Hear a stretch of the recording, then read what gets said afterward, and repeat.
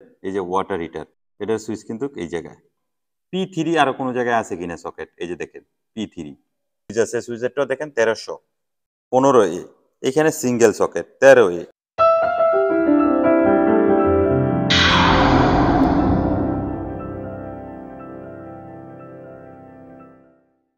আসসালামু আলাইকুম, আশা করি সবাই ভালো আছেন। আলহামদুলিল্লাহ আমিও ভালো আছি। সবসময় আপনাদেরকে আমি ইলেকট্রিক কাজের আপডেটগুলো দিয়ে থাকি। মালয়েশিয়া আমরা কিভাবে কাজ করি, হাউস ওয়ারিং আপনারা কিভাবে শিখতে পারবেন এ বিষয়ে তথ্য দিয়ে থাকি। এইখানে দেখেন তার আছে 5টা, লাল, হলুদ, নীল। মালয়েশিয়ান ভাষায় আরে হইল গিয়া লাল কালার, ওয়াই হইল হলুদ কালার, বিএ হইল বিরু কালার, এনে হইল নিউট্রাল, ই হইল এথিং। এখন আপনি এই সেটটা এইভাবে করবেন, প্রতিটার লগে একটা করে সেট এরকম হইব। এটার লগে কালো আর সবুজ যাইব। এটা হলো 1.5, 2.5 আছে, 4mm আছে। 1.5 সিলিং ফ্যানের জন্য, লাইটিং এর জন্য। এমসিবি 6 অথবা 10। 6 হইলে আপনি 2টা ফ্যান ব্যবহার করতে পারবেন, 4টা লাইট ব্যবহার করতে পারবেন। 10 হইলে 3টা ফ্যান ব্যবহার করতে পারবেন, 6টা লাইট ইউজ করতে পারবেন। কিংবা 10-এর জন্য 10টা লাইটও অন করতে পারবেন, 6 দিয়েও আপনি 10টা লাইট অন করতে পারবেন। লোড নিবে 1100 থেকে 1300 পর্যন্ত। 2.5 সকেট 13A, লোড নিবে 1500 থেকে 1900 পর্যন্ত। 4mm ইউজ করবেন এসির জন্য, ওয়াটার হিটারের জন্য।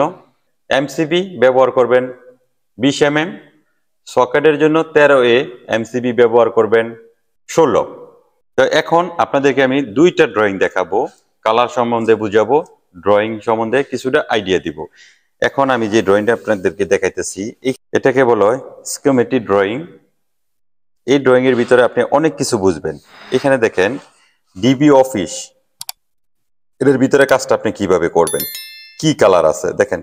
1.5, 2.5 তার দিয়ে এই কাজটা করবেন। এটা অফিসের ভিতরে, অফিসের মেইন লাইনটা আসবে এমএসবি থেকে, এমএসবি এল।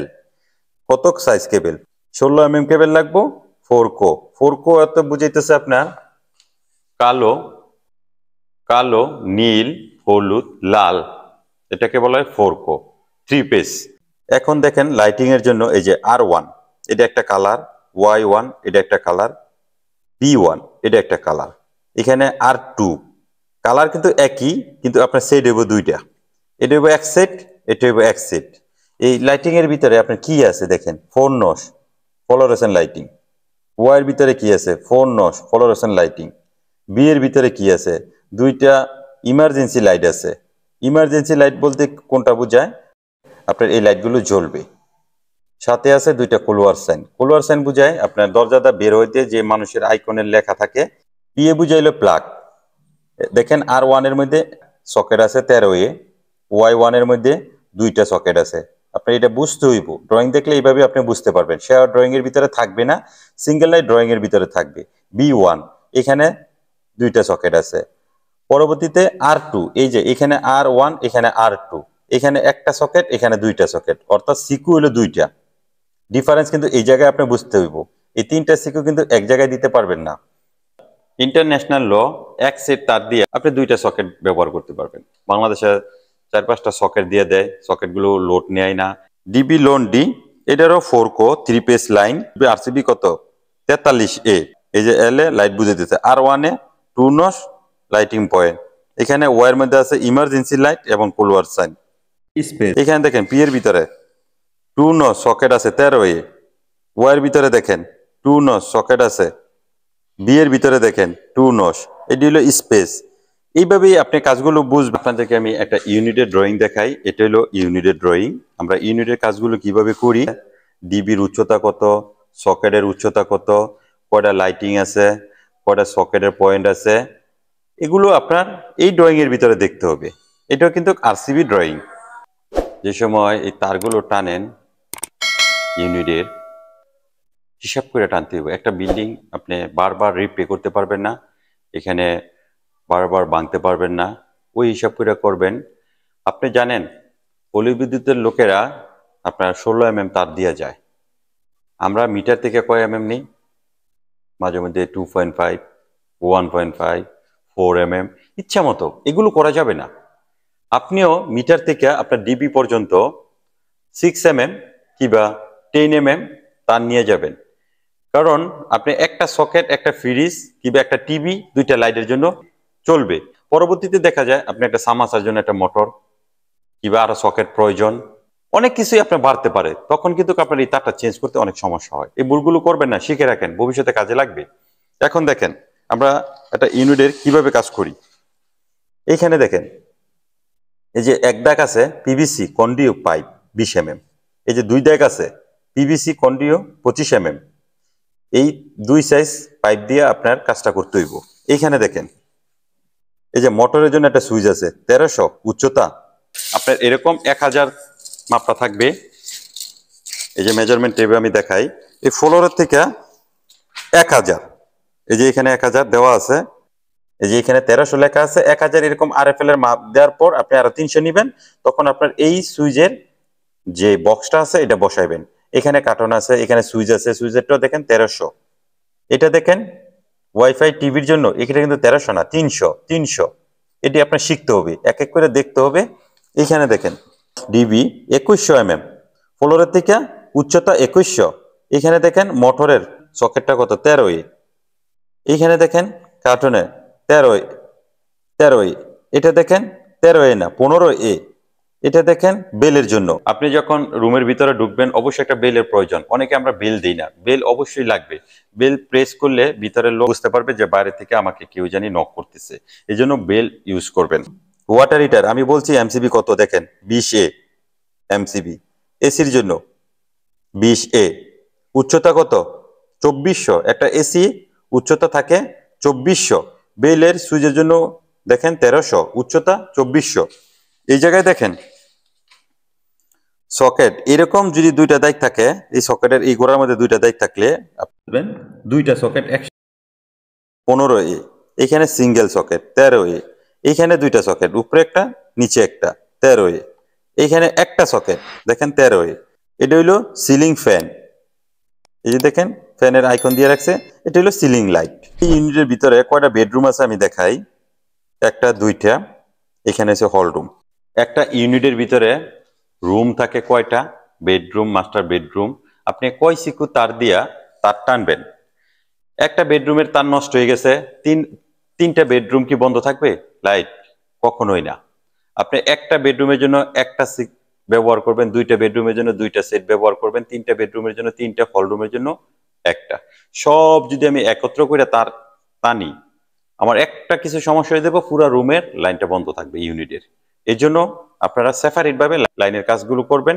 লাইন এক এক বেডরুমে নষ্ট হলে এক এক বেডরুমেই অন্ধকার থাকবে, অন্য যেগুলো আছে এগুলো আলো থাকবে। এখন আমি আপনাদেরকে দেখাই।